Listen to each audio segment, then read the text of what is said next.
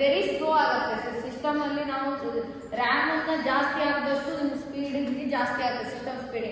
System ಯಾವ ಕಾರಣದಿಂದ ಈ ತರ ಆನ್ ಆಗಲ್ಲ ಅಂದ್ರೆ, ಒಂದು ರ್ಯಾಮ್ ಅಲ್ಲಿ ಧೂಳು ಕೂತ್ರೆ ಅಂತ ಸಂದರ್ಭದಲ್ಲಿ ನಿಮ್ಮ ಸಿಸ್ಟಮ್ ಅನ್ನೋದು ಏನಾಗುತ್ತೆ, ರನ್ನಿಂಗ್ ಆಗೋದಿಲ್ಲ. ಸೊ ಇದೇ ರೀತಿ ಏನ್ ಆನ್ ಆದಾಗ ಬಂತು ಆ ರೀತಿ ಬರುತ್ತೆ. ಅವಾಗ ಏನ್ ಮಾಡ್ಬೇಕು ಅಂದ್ರೆ ಸಿಸ್ಟಮ್ ಅನ್ನ ರ್ಯಾಮ್ ಅನ್ನ ತೆಗೆದು ಇರೇಸರ್ ಇರುತ್ತಲ್ಲ, ನೀವು ಇರೇಸರ್ ಅಲ್ಲಿ ಆ ರ್ಯಾಮ್ ಅನ್ನ ಉಜ್ಜಿ ಹಾಕ್ಬೇಕು. ಮತ್ತೆ ನಿಮ್ಗೆ ಬೋರ್ಡ್ ಅಲ್ಲಿ ಧೂಳು ಕೂತಿದ್ರು ಕೂಡ ನಿಮ್ಮ ಸಿಸ್ಟಮ್ ಅನ್ನೋದು ಈ ರೀತಿ ಬರುತ್ತೆ, ಆನ್ ಆಗೋದಿಲ್ಲ. ಅಂತ ಸಂದರ್ಭದಲ್ಲಿ ಬೋರ್ಡ್ ಅಲ್ಲಿ ಇದ್ದಂತ ಧೂಳನ್ನ ಕ್ಲೀನ್ ಮಾಡಬೇಕು.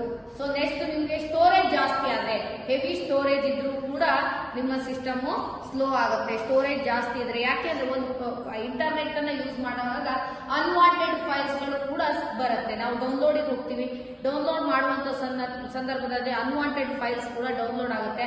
ಅದನ್ನ ನೀವು ಯೂಸರ್ಸ್ ಅಂತ ಇದೆ, ನಿಮ್ಮ ಒಂದು ದಿಸ್ ಪಿ ಸಿ ಅನ್ನ ಓಪನ್ ಮಾಡಿದ್ರೆ ಯೂಸರ್ಸ್ ಅಂತ ಒಂದು ಆಪ್ಷನ್ಸ್, ಯೂಸರ್ಸ್ ಅಂತ ಒಂದು ಫೋಲ್ಡರ್ ಇದೆ. ಆ ಫೋಲ್ಡರ್ ಅಲ್ಲಿ ನಿಮ್ಗೆ ಅನ್ವಾಂಟೆಡ್ ಫೈಲ್ಸ್ ಗಳು ಕಾಣಲಿಕ್ಕೆ ಸಿಗ್ತವೆ, ಅದನ್ನ ನೀವು ಡಿಲೀಟ್ ಮಾಡ್ಕೋಬಹುದು. ನೆಕ್ಸ್ಟ್ ಬಂದು ನಿಮ್ಗೆ ನೀವು ಸ್ಟೋರೇಜ್ ಮಾಡಿದಂತದನ್ನ ಯಾವಾಗಲೂ ನೋಡಿ ಸಿ ಡ್ರೈವ್ ಅಥವಾ ಡೆಸ್ಕ್ಟಾಪ್ ಮೇಲೆ ಯಾವುದೇ ಒಂದು ಡಾಟಾವನ್ನ ಸ್ಟೋರ್ ಮಾಡಬಾರ್ದು. ಯಾಕೆ ಮಾಡಬಾರ್ದು ಅಂದ್ರೆ, ಈ ಒಂದು ಸಿ ಡ್ರೈವ್ ಅಲ್ಲಿ ಅಥವಾ ನಿಮ್ಮ ಒಂದು ಡೆಸ್ಕ್ಟಾಪ್ ಅಲ್ಲಿ ಸೇವ್ ಮಾಡಿದಂತ ಫೈಲ್ಗಳು ಸಿಸ್ಟಮ್ ಹಾಳಾದಾಗ ಅಲ್ಲಿರುವಂತ ಫೈಲ್ಗಳು ಹಾಳಾಗುತ್ತವೆ, ಅಂದ್ರೆ ವಾಶ್ರೂಮ್ ಆಗುತ್ತೆ ಏನಾದ್ರು ರಿಪೇರಿ ಕೊಟ್ಟಾಗ. ಸೊ ಅದನ್ನ ನಿಮ್ಗೆ ರಿಕವರಿ ಮಾಡ್ಕೊಳ್ಳಿಕ್ಕೆ ಕಷ್ಟ ಆಗುತ್ತೆ. ಸೊ ಆದ್ರಿಂದ ಡಿ ಡ್ರೈವ್ ಅಥವಾ ಈ ಡ್ರೈವ್ ಗಳಲ್ಲಿ ಸ್ಟೋರೇಜ್ ಮಾಡಿ ಇಟ್ಕೊಂಡ್ರೆ ನಿಮ್ಮ ಒಂದು ಡಾಟಾ ಅನ್ನೋದು ಸ್ಟೋರ್ ಆಗಿ ಸೇಫ್ ಆಗಿ ಇರುತ್ತೆ. ಸೊ ಡೆಸ್ಕ್ಟಾಪ್ ಕೂಡ ಸಿ ಡ್ರೈವ್ ನ ಒಂದು ಭಾಗ, ನೆನ್ಪಿಟ್ಕೊಳ್ಳಿ.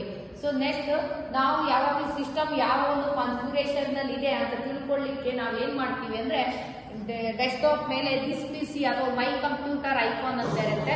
ಮೈ ಕಂಪ್ಯೂಟರ್ ಐಕಾನ್ ಮೇಲೆ ಕ್ಲಿಕ್ ಮಾಡ್ತೀವಿ. ಕ್ಲಿಕ್ ಮಾಡಿ ರೈಟ್ ಕ್ಲಿಕ್ ಮಾಡಿದಾಗ ನಿಮಗೆ ಪ್ರಾಪರ್ಟೀಸ್ ಅಂತ ಬರುತ್ತೆ. ಆ ಪ್ರಾಪರ್ಟೀಸ್ ಅನ್ನ ಓಪನ್ ಮಾಡಿದಾಗ ಆ ಸಿಸ್ಟಮ್ ಯಾರ ಹೆಸರಲ್ಲಿದೆ, ಯಾವ ಕಾನ್ಫಿಗರೇಷನ್ ಅಲ್ಲಿ ಇದೆ, ಯಾವ ಆಪರೇಟಿಂಗ್ ಸಿಸ್ಟಮ್ ಅನ್ನ ಯೂಸ್ ಮಾಡ್ತಾ ಇದೆ ಅನ್ನೋದ್ರ ಬಗ್ಗೆ ನಿಮ್ಗೆ ಫುಲ್ ಇನ್ಫಾರ್ಮೇಶನ್ ಸಿಗುತ್ತೆ.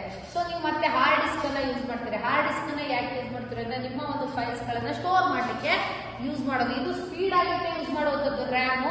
ಹಾರ್ಡ್ ಡಿಸ್ಕ್ ನಿಮಗೆ ಸ್ಟೋರೇಜ್ ಅನ್ನ ಮಾಡ್ಲಿಕ್ಕೆ ಯೂಸ್ ಮಾಡುವಂತದ್ದು. ಈಗ ಏನಾಗಿದೆ ಅಂದ್ರೆ, ಹಾರ್ಡ್ ಡಿಸ್ಕ್ ಬದಲಿಗೆ SSD ಕಾರ್ಡ್ ಬಂದಿದೆ. SSD ಕಾರ್ಡ್ ಹಾರ್ಡ್ ಡಿಸ್ಕ್ ನ 3% ಅಧಿಕವಾಗಿ ಸ್ಟೋರೇಜ್ ಕೆಪಾಸಿಟಿಯನ್ನು ಹೊಂದಿದೆ. ಮತ್ತೆ ಎಷ್ಟೇ ಒಂದು ಫೈಲ್ಸ್ ಗಳನ್ನ ಹಾಕಿದ್ರು ಕೂಡ ಸ್ಟ್ರಕ್ ಆಗೋದಿಲ್ಲ. ಆದ್ರಿಂದ ನೀವು ಈಗ ಎಲ್ಲ ಹೊಸ ಸಿಸ್ಟಮ್ ಗಳನ್ನ ನೀವು ಖರೀದಿ ಮಾಡ್ತಾ ಇದ್ದೀರಿ ಅಂದ್ರೆ, ಆ ಸಿಸ್ಟಮ್ ಗೆ ನೀವು SSD ಕಾರ್ಡ್ ಅನ್ನು ತಗೋಬೇಕು. ಮತ್ತೆ ನೀವು ಇವಾಗ ಎಲ್ಲ ಬಂದಿದೆ, ವೆಬ್ ಡಿಸೈನ್ ಗಳು ಜಾಸ್ತಿ ಆಗಿದೆ. ಹೌದಾ, ನೀವು ಈಗ ಮೊದಲೆಲ್ಲ ವೆಡ್ಡಿಂಗ್ ಶೂಟ್ ಮಾಡೋದೇ ಎಷ್ಟಿತ್ತು, ಈಗ pre wedding shoot, after wedding shoot ಎಲ್ಲ ಬಂದ್ಬಿಟ್ಟಿದೆ. ಆ ತರ ಬಂದಾಗ ಈಗ ಏನ್ ಮಾಡಿದ್ರೆ, ಹೊಸ ಡಿಸೈನ್ ಗಳನ್ನ ಕ್ರಿಯೇಟಿವಿಟಿ ಮಾಡಬೇಕು ಅಂದ್ರೆ ಹೊಸ ಸಾಫ್ಟ್ವೇರ್ ಗಳನ್ನ ಹಾಕೋಬೇಕು. ಸೊ ಆ ಸಾಫ್ಟ್ವೇರ್ ಗಳನ್ನ ಹಾಕೋಬೇಕು ಅಂದ್ರೆ ಗ್ರಾಫಿಕ್ ಕಾರ್ಡ್ಸ್ ಗಳು ಬೇಕು. ನಮ್ಮ ಸಿಸ್ಟಮ್ ಗೆ ಗ್ರಾಫಿಕ್ ಕಾರ್ಡ್ಸ್ ಗಳಿದ್ರೆ ಮಾತ್ರ ನೀವು ಫೋಟೋ ಹೇಗೆ ಹಾಕ್ತೀರಾ ಅದೇ ಹಾಗೆ ಇರುತ್ತೆ. ಇಲ್ಲ ಅಂದ್ರೆ ಅದು ಪಿಕ್ಸಲ್ಸ್ ಹೊಡೆಯುತ್ತೆ. ಅಂದ್ರೆ ನೀವು ಪಿಕ್ಚರ್ ಅನ್ನ ಝೂಮ್ ಮಾಡಿದಾಗ ಪಿಕ್ಚರ್ ಅನ್ನೋದು ಬ್ಲರ್ ಆಗುತ್ತೆ, ನೀವು ಅಬ್ಸರ್ವ್ ಮಾಡಿರ್ತೀರಾ. ಸೊ ಆ ಅಬ್ಸರ್ವ್ ಬ್ಲರ್ ಆಗಬಾರ್ದು, ಅದನ್ನ ಪಿಕ್ಸಲ್ಸ್ ಅಂತ ಹೇಳ್ತೀವಿ. ಆ ಪಿಕ್ಸಲ್ಸ್ ಹೊಡಿಬಾರ್ದು ಅಂತ ಇದ್ರೆ ಸೊ ನಮ್ಮಲ್ಲಿ ಒಂದು ಗ್ರಾಫಿಕ್ ಕಾರ್ಡ್ಸ್ ಗಳನ್ನ ಹಾಕೊಂಡಿರ್ಬೇಕು ನಮ್ಮ ಸಿಸ್ಟಮ್ ಅಲ್ಲಿ. ಯಾಕೆಂದ್ರೆ ನಾವು ಫೋಟೋಶಾಪ್ ಅಲ್ಲಿ ವರ್ಕ್ ಮಾಡ್ತೀವಿ ಅಥವಾ ಬೇರೆ ಕಡೆ ನಾವು ವೆಬ್ ಡಿಸೈನ್ ಇದ್ರಲ್ಲಿ ವರ್ಕ್ ಮಾಡ್ತೀವಿ ಅಂದ್ರೆ ನಮ್ಗೆ ಗ್ರಾಫಿಕ್ ಕಾರ್ಡ್ಸ್ ಗಳು.